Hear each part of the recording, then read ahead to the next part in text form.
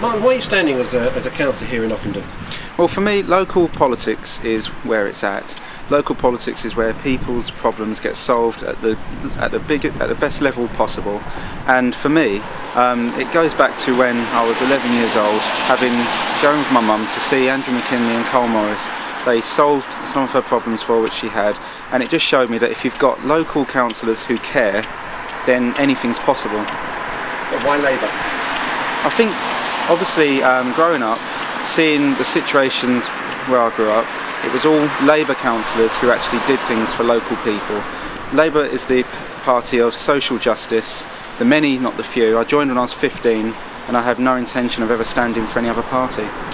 What's the feedback on the doorstep? I mean, you've been campaigning for quite a long time now. Yeah.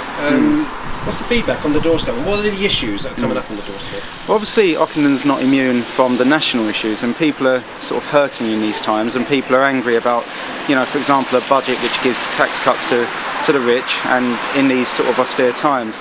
But it's the local issues which I'm listening to, because they're the ones I can have an impact with. Parking is a big issue which has come up consistently since I started the campaign. People are concerned about antisocial behaviour, about, you know, sometimes rubbish and fly tipping, and all the things that when you open your door in the morning, you go out there, and it's the sort of things that can really sort of ruin your day. You mentioned antisocial behaviour, some people might call it crime. We were here with Gloria Del Piero the other day.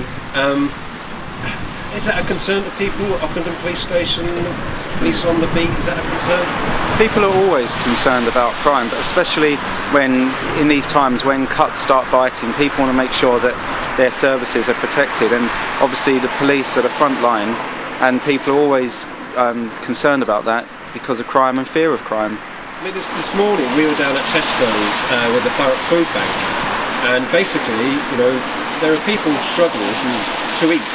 There are people struggling to, you know, pay bills on a Friday, and that seems extraordinary in 2012. What can you do about that? I think firstly, if you get out on the street, listen to what people are saying to you, and see what the council can actually do at this local level. For example, as a council, if Labour retain the council, we'll be able to keep the council tax freeze, and that is a simple measure which means that people in these tough times, you know, have something to fall back on. You're a busy man.